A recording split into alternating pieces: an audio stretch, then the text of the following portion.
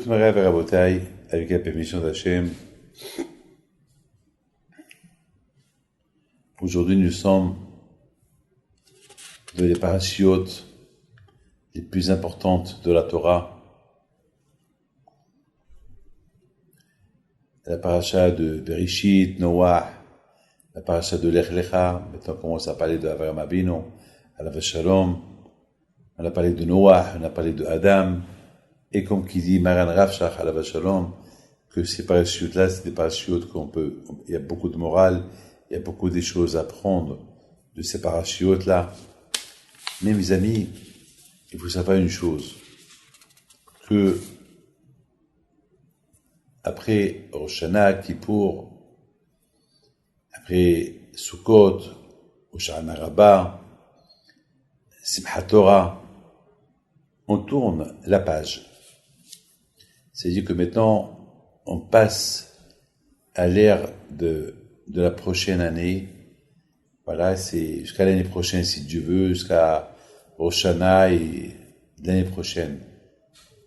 Il faut savoir une chose, que j'ai vu dans des livres qui disent que le mot Bereshit, il y a là-bas la lettre Tishri. C'est quoi ça? C'est-à-dire que le mois de Tishri, c'est le mois des fêtes.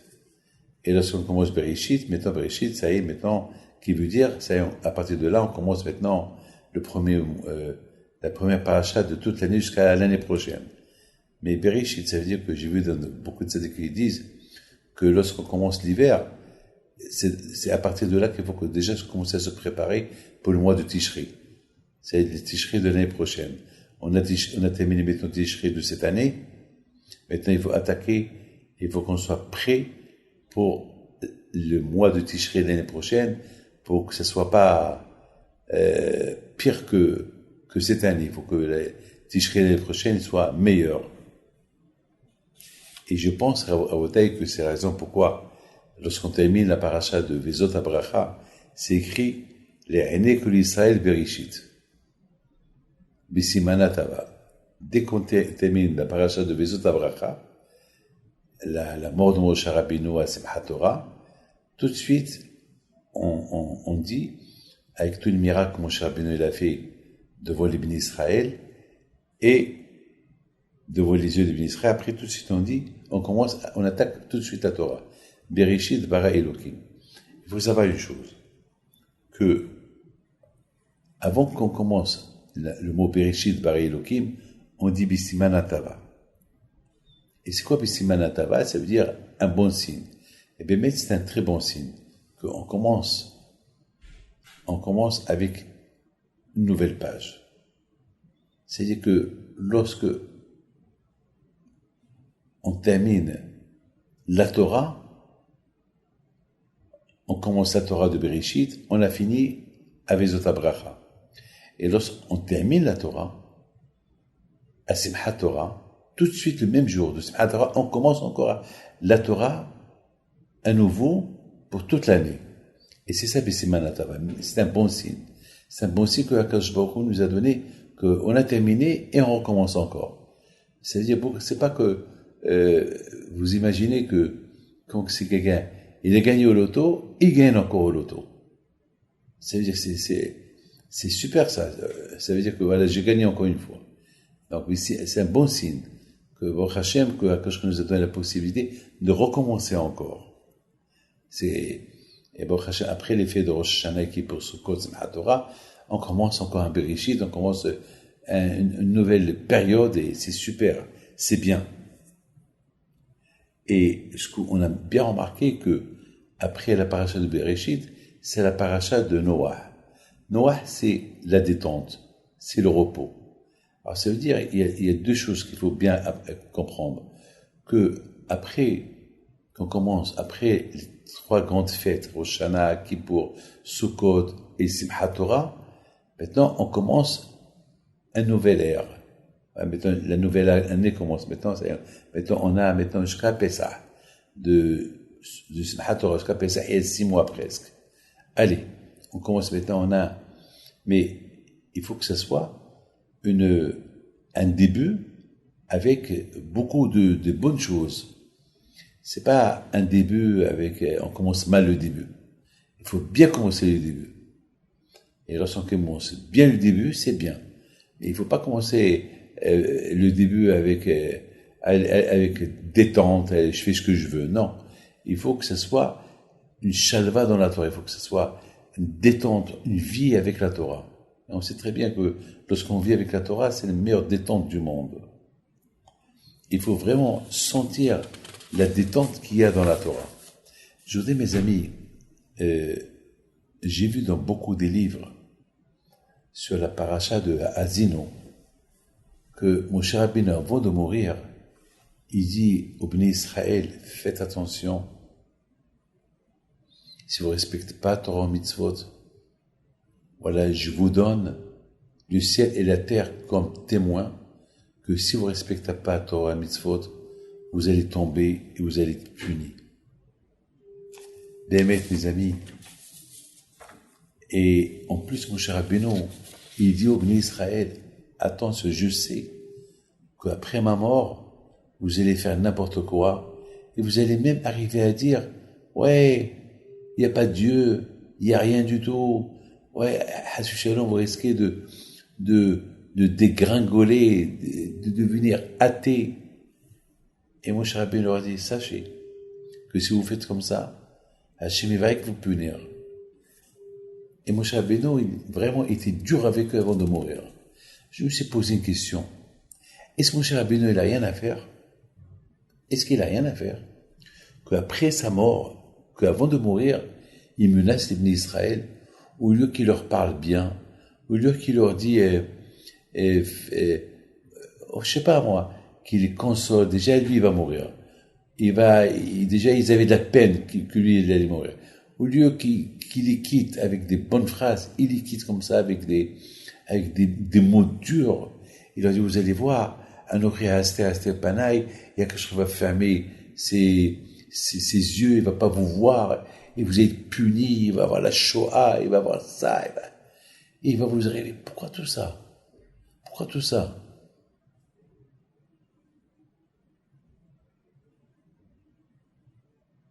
Quel souvenir Moshe Rabbeinu il est en train de laisser au Bnei Israël? Quel bon souvenir? Au lieu qu'il leur laisse un bon souvenir, c'est ça? C'est ça ce qu'il leur laisse? Un mauvais souvenir? En plus, qu'est-ce que Moshe Rabbeinu leur dit? À Azino, écoutez-moi. Je mets le ciel et la terre comme témoin entre ce que je suis en train de vous dire, que si vous faites pas ça, voilà ce qui va vous arriver. Voilà. Et le ciel et la terre, ils sont témoins. Je sais pas moi, c'est le contraire. Lorsqu'on se quitte de quelqu'un, on se quitte avec lui bien. Regardez, par exemple, on a passé au Shana et Kippour, c'était 2 fêtes un peu dures, avec le mois de Slihot, le mois des Loul, et après il nous donne la fête de Sukkot, elle est moins dure. Mais elle est un peu dure, puisqu'on doit sortir dehors, on mange dehors, parfois il y a la pluie, parfois il fait chaud. Mais après, quand même, comment Hachem, il a pris congé de nous avec Simchat Torah. Ben, au moins, Simchat Torah, c'est une belle fête. C'est comme ça on a pris congé d'Hachem. Après presque 1 mois et demi de fête, 1 mois et demi de peur, de fête, de jugement et tout, on s'est séparé de Dieu avec tendresse, avec amour, avec joie, etc. Eh ben, c'est comme ça que Moshe Rabbeinu aussi devait nous quitter. Il devait nous quitter avec tendresse, avec joie, pas de cette manière-là, de peur. Voilà ce qui va vous arriver. Je sais, en plus il leur dit, je sais que vous allez être méchants, et je sais. Pourquoi tout ça? Mes amis, on a vu dans les générations comme des Shoah, on a vu.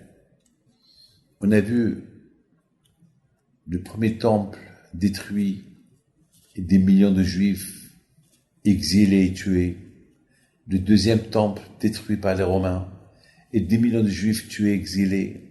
On a vu ce qui s'est passé avec les Juifs à l'époque des croisades, au Moyen-Âge, en Europe, les nazis, et malheureusement, combien des fois, on a vu presque le peuple juif a été presque anéanti, presque détruit. Si je ne me trompe pas, j'avais vu dans un livre qu'à un moment donné, il n'y avait que 250 000 juifs dans le monde entier. Pour vous dire combien on a été réduit presque on a disparu. Mais Akadosh Baruch Hu, l'Éternel Dieu, combien de fois Akadosh Baruch Hu, il nous a protégés. Le peuple juif, comme qui dit Maran Rav Shach alav shalom, il dit une phrase extraordinaire. Il dit Rav Shach que il faut savoir une chose, que le peuple juif, c'est pas on n'est pas un peuple qu'on vient de naître. On existe déjà, on est déjà un peuple depuis l'époque d'Abraham Abinu, qu'Akadosh Baruch Hu, il a choisi Abraham Abinu alav shalom. Et Akadosh Baruch Hu, il a donné à Abraham Eretz Israël. Et Hachem, il a promis à Abraham que jamais ses descendants seront supprimés. Une promesse qu'Akadosh Baruch Hu, c'est ce qu'on dit, Am Israël, jusqu'à maintenant, Am Israël existe encore, mais notre existence, elle dépend uniquement de la Torah. On n'est pas une nation qu'on vient de naître maintenant. On est déjà une nation qui existe depuis 3500 ans, depuis l'époque d'Abraham Abinu alav shalom. Et Maran Rav Shach dit, même si on avait 20 pays, même si, à quoi sert 20 pays si on n'est pas avec la Torah? C'est la Torah qui nous rend un âme, un peuple. Et malheureusement, comme vous avez tous remarqué, à l'UNESCO, ils ont voté que le peuple juif, il n'a aucun lien avec le Kotel. Comment une chose pareille peut arriver? Comment? Ils savent très bien que le peuple juif, il est né dans Eretz Israël. D'ailleurs, c'est les Romains qui ont détruit Eretz Israël. Et c'est les Romains qui ont détruit le temple. Ils ont pris la menorah. Et d'ailleurs, cette fameuse, l'arc de triomphe de Titus, qu'ils ont construit il y a 2000 ans, et elle avait le signe symbolique de la menorah, qu'ils ont pris de Jérusalem. Comment ils peuvent venir aujourd'hui dire on n'a aucun lien? Et malheureusement, lorsqu'on suit Torah et Mitzvot, jamais aucun ne peut contester que le Kotel appartient au peuple juif. Mais lorsque, malheureusement, on ne respecte pas Torah et Mitzvot, ils peuvent arriver à dire oui, vous n'avez aucun lien avec ce mur, le Kotel, puisque vous ne respectez rien du tout. Puisque vous le respectez, donc vous n'avez aucun lien. Plutôt, c'est ça le mot. Lorsqu'on respecte Torah et Mitzvot, tout le monde sait que nos origines, c'est le Kotel, c'est le Kodesh HaKodashim, c'est le Beit HaMikdash. Mais lorsque, malheureusement, on respecte pas Torah et Mitzvot, chacun peut venir et dire n'importe quoi. D'ailleurs, dans la paracha de Rashi, dans la paracha de Bereshit, Rashi, tout de suite, là-bas, Rashi, il dit une phrase extraordinaire. Pourquoi la Torah, elle commence par la création du monde? Pourquoi la Torah, elle commence pas par les mitzvot? La première mitzvah que Hachem nous a donnée, puisque la Torah, c'est des mitzvot, c'est les lois. Pourquoi la Torah, elle commence par des histoires? Et Rashi, sur place, il répond que pourquoi la Torah, elle commence par des histoires? C'est parce que si demain, on vient vous dire qui vous êtes, c'est quoi votre origine? Donc on peut dire que c'est quoi notre origine? C'est Abraham, Hachem il a créé le monde, et Hachem il a créé Abraham, Yitzhak, Yaakov, il leur a donné la terre de Canaan, et après ils ont été, la terre de Canaan, Hachem il a donné à Canaan, après Hachem il a pris de Canaan, il a donné à Abraham Abinu. C'est tout. Ça veut dire que si quelqu'un vient contester votre présence dans les terres de Canaan, vous pouvez dire non. C'est Hachem qui a créé le monde, et Hachem, il donne la terre, il donne cette terre à qui il veut.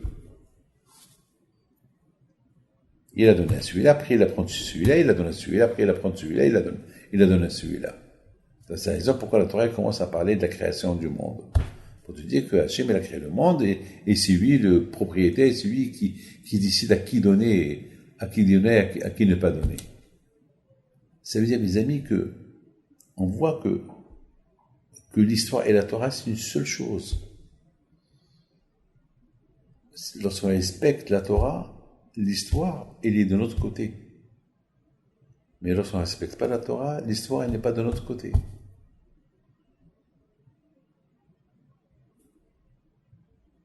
Voilà, c'est tout. Il ne faut pas trop savoir, il ne faut pas trop faire des recherches. Et c'est la raison pourquoi Moshe Rabbeinu, alav shalom, il n'a pas eu peur. Il a dit au Bnei Israël avant de mourir, hé, faites attention. Il les a avertis. Faites attention, il va vous arriver ceci, il va vous arriver cela, il va vous arriver tout cela. Vous allez être chassé de votre pays, et comment? Avant que tu meurs, c'est ça le souvenir que tu laisses. La réponse est, elle est. C'est que Moshe Rabbeinu, alav shalom, lui, c'est lui qui a enseigné la Torah à Israël. Moshe, on l'appelle Netzach, il est éternel. Comme que la Torah est éternelle, Moshe aussi, il est éternel. Et Moshe Rabbeinu, alav shalom, chaque parole qu'il a dit au Bnei Israël, la parole de Moshe Rabbeinu, ils l'ont pris vraiment à la lettre. Et c'est la raison pourquoi Moshe Rabbeinu, comme Hachamim disent, Hakadosh Baruch Hu medaber mitor grono chez Moshe Rabbeinu, Hakadosh Baruch Hu, il parle à travers la voix de Moshe Rabbeinu. C'est-à-dire que tout ce que Moshe Rabbeinu dit, c'est comme si Hakadosh Baruch Hu qui le dit. Et d'ailleurs, le mot Moshe, il dit à la Torah, Moshe, c'est les mêmes lettres de Hachem. C'est-à-dire que Moshe Rabbeinu, il représente Hakadosh Baruch Hu. Et si Moshe Rabbeinu, il dit ce qu'il dit avant de mourir, c'est pas lui qui a dit, c'est Hachem qui lui a dit de dire. Et comme que les Bnei Israël, ils ont l'obligation de croire tout ce que Hachem il a dit, ben, tout ce que Moshe Rabbeinu est en train de le dire, c'est comme si Hachem il est en train de le dire. Et la preuve, ce qu'il a dit Moshe Rabbeinu, c'est écrit dans la Torah.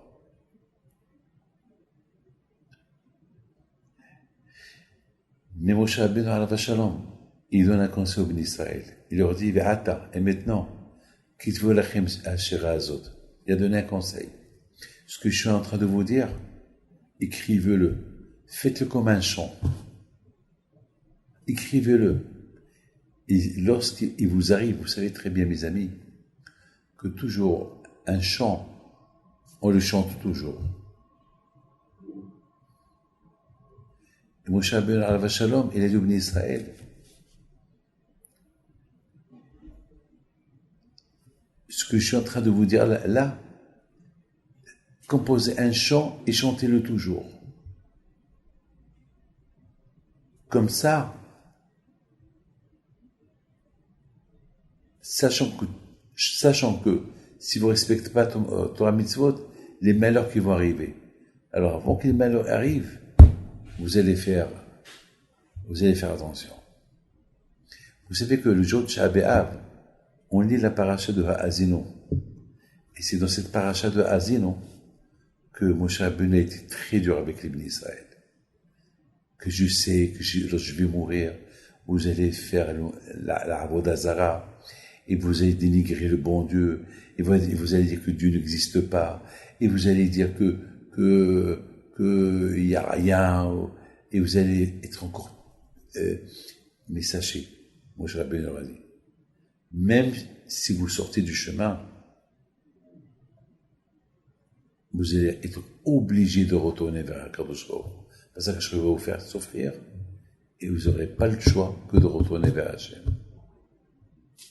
Et j'ai vu une histoire qui s'est passée quelque part dans le monde, que quelqu'un qui a un rescapé de la Shoah, que toute sa famille a été tuée, et lui, il a été adopté par des non-juifs, et lorsqu'il a grandi, les non-juifs, ils étaient très gentils avec lui, ils lui ont dit, tu sais, que tu n'es pas notre fils, tes parents, avant qu'ils ont été pris par la Gestapo, ils t'ont posé chez nous, on t'a élevé, donc tu n'es pas un catholique, tu es un juif, Ils lui ont donné sa carte. Ils lui ont tout donné. Et ils étaient très gentils avec lui. Il y a beaucoup de gens comme ça, malheureusement, c'était pas tout le monde comme ça, mais il y a eu beaucoup de gens on les appelle Hassidi Omot Haolam, les tzaddikim des nations, qui ont sauvé des juifs. Ils ont été très bons. D'ailleurs, il y a une femme de ma famille que tous ses parents ont été tués en Allemagne, et avant que les Allemands ils ont pris ses parents, toute sa famille, ils ont vite jeté leur petite fille, leur fille, à une famille goy, et cette famille goy, ils ont élevé cette fille. Lorsqu'elle a grandi, ils l'ont rendue à la communauté juive. C'est une fille, c'est une femme, une tzaddiket aujourd'hui. Aujourd'hui, cette femme, c'est une rabbinite. Elle a été, c'est vraiment une tzaddiket. Elle a été sauvée par miracle. Et grâce à Dieu, son mari, c'est un grand rabbin, et ses enfants, c'est des rabbinim et tout. Donc, à Botaï, maintenant, je continue l'histoire que j'ai commencé à vous raconter. Ce monsieur-là, lorsqu'il a grandi, il était athée. Athée. Il a dit, oui, pourquoi Dieu, si Dieu existe, pourquoi toute ma famille a été, non. Donc, il a tout lâché. Derrière lui, il s'est marié avec une femme, il a eu un garçon, il a eu une fille. Baruch Hashem, la fille, elle a découvert Dieu, toute seule, mais le garçon, il a choisi le mauvais chemin, comme son père. Et lorsque il s'est converti à une autre religion, c'est là que le père, il a été choqué. Et la mère, elle a été choquée. Lorsqu'elle a vu que Pessah, Kippour, tout ça, c'était hors de lui, il a commencé à comprendre que c'est à cause de l'éducation qu'il a donnée à son fils. Voilà maintenant les conséquences. Mais c'est trop tard. Entre-temps, son fils s'est marié. Il a changé sa religion, il s'est marié avec une autre femme, et c'est fini. Il est devenu même anti-juif. Anti-juif. Il ne peut rien faire. Donc, Moshe Rabbeinu alav shalom, il a averti les bénis Israël. Il leur a dit, écoutez, Ve'ata kitvu lachem et asher hazot. Ce que je suis en train de vous dire, que si vous respectez pas Torah Mitzvot, il va arriver Shoah. Alors, chantez. Ve'ata kitvu. C'est-à-dire que, à partir de maintenant, pour ne pas que ça arrive, alors, il y a deux choses. Ou bien, vous allez chanter la Torah, parce qu'on étudie la Torah, on l'étudie avec chant, ou bien que Dieu préserve, vous allez chanter des kinotes. Des kinotes, c'est des chants tristes, comme les chants qu'on chante à Tisha B'Av. Alors, choisissez. S'il n'y a pas Torah Mitzvot, voilà ce qui va arriver. Mais s'il y a Torah Mitzvot, il y aura... Vous allez étudier la Torah avec joie, avec chant, avec etc. Et attaque et tout lachem et asher hazot.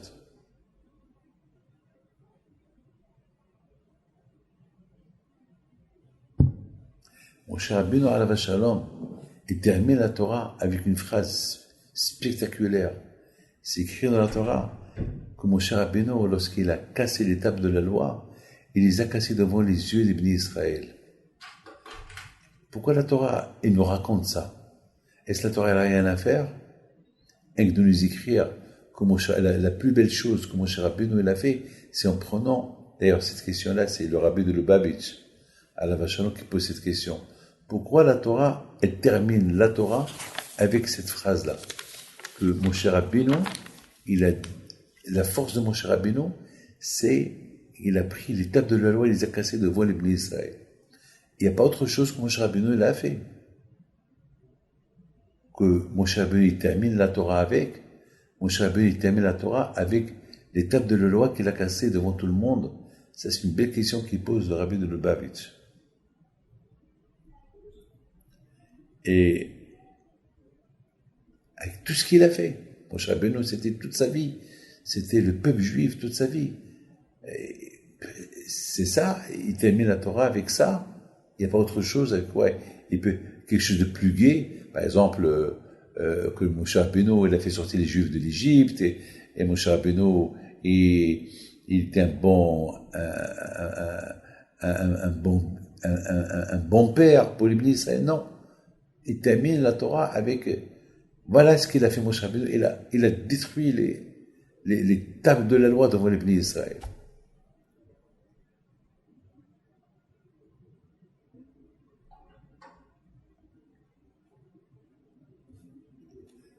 Mes amis, il répond, le rabbi de Lubavitch, une belle réponse.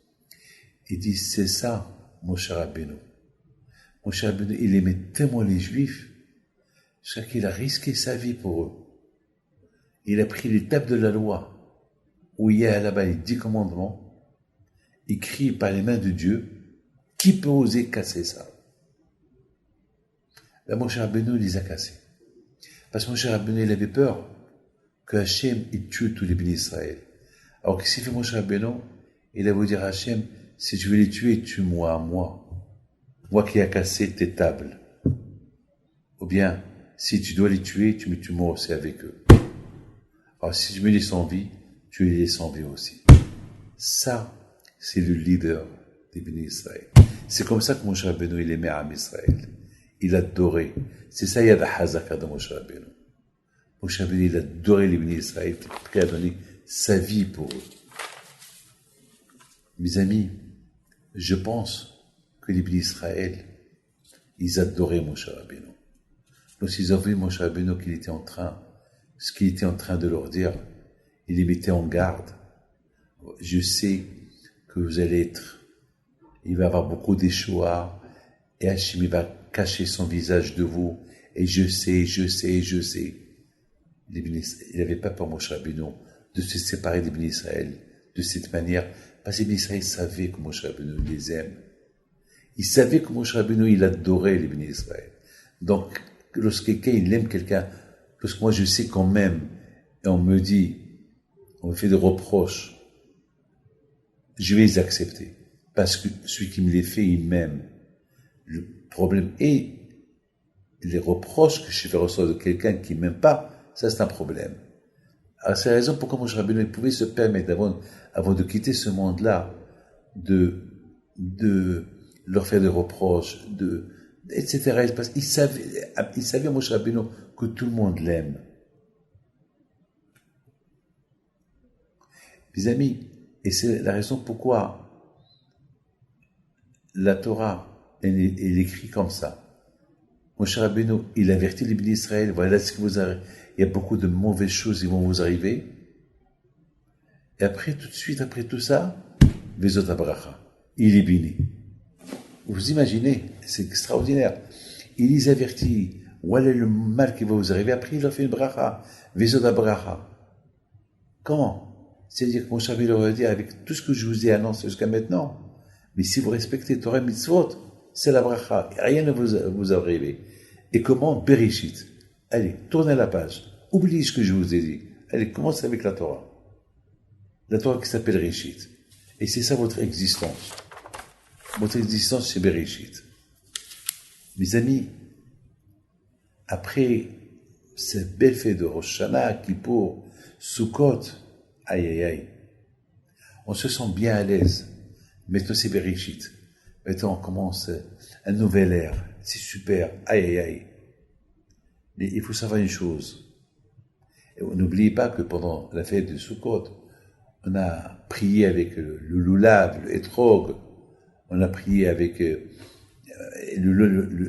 etrog qui représente le cœur, le lulav qui représente le corps, le hadas, les yeux, la haraba, les lèvres. C'est-à-dire, voilà, maintenant, à partir de maintenant, on va servir à Kadosh Baruch Hu avec tous ces éléments-là, avec le cœur, la bouche, avec le corps et avec les lèvres. Ça y est, Hachem, oublie le passé, mettons, on tourne la page. Bereshit, on tourne la page. Il faut pas oublier. C'est ça la leçon. Et je pense, je termine, hein, c'est ça. Bereshit Noach Lech Lecha. C'est 3 parachiotes qu'on est en train de lire. Bereshit, c'est le début. Noah, c'est la détente. L'Echlecha, c'est vas-y. Ça veut dire que maintenant qu'on a fait Teshuvah, maintenant qu'on peut commencer un nouvel ère, Bereshit. Maintenant qu'Hachem, on a passé un bon moment avec Hachem à Sukkot, à Simchat Torah, allez, maintenant, super. Noah, c'est la détente. La détente, ça veut dire, il faut faire attention. Pas une détente de gâchis. Maintenant, avec toutes ces forces qu'on a eues pendant un mois et demi de fête, alors il faut maintenant qu'on les continue sur nous. Lech lecha, c'est dire maintenant, allez, va, l'ana atra, tovatra, allez, mettons travail pour être baera, merkava kadosh baruch hu, être le porteur d'Hachem. Allez, il faut bien travailler.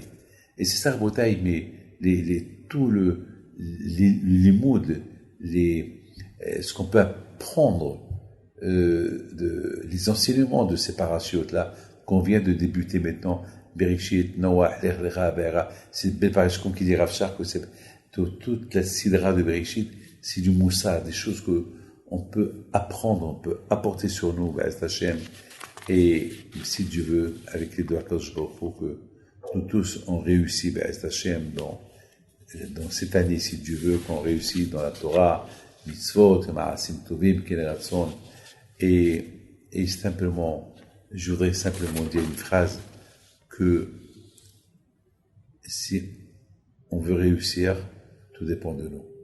Hachem nous a donné des fêtes extraordinaires.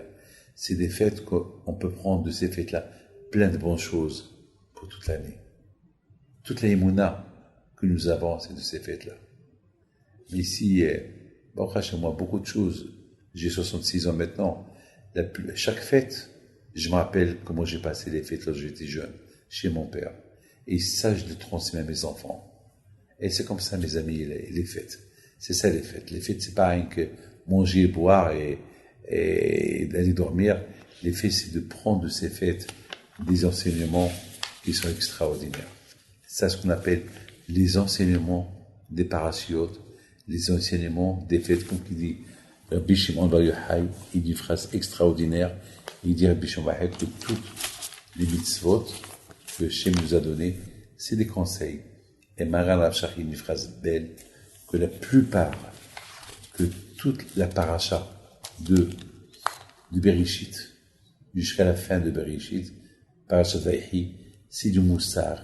On les appelle Sefer Hayashar. Il y a beaucoup de moussar à apprendre, beaucoup de morale, beaucoup de belles choses pour nous renforcer, surtout parce qu'on croit qu'on connaît tout et on découvre qu'on connaît rien du tout. Voilà. N'oubliez pas une chose, que nos parents en Égypte, il n'y avait pas de Torah. Pendant les 400 ans d'esclavage, ce qui les a sauvés, c'est quoi? C'est les histoires qu'il a racontées. Le Shabbat, il racontait des histoires de Abraham, Yitzhak, Yaakov, de Adam, de Caïn, de Hava, de Hevel, et voilà. Et c'est avec ça qu'ils vivaient. Ils vivaient, il y avait l'histoire du Nahash. Le Nahash, c'est le Satan, comment il a détourné Adam. Et voilà, il racontait cette histoire-là. Et les Malachim, les anges, qui étaient serviteurs de Adam. Et il avait aussi un autre serviteur qui s'appelle le Nahash, le serpent, qui est le Satan.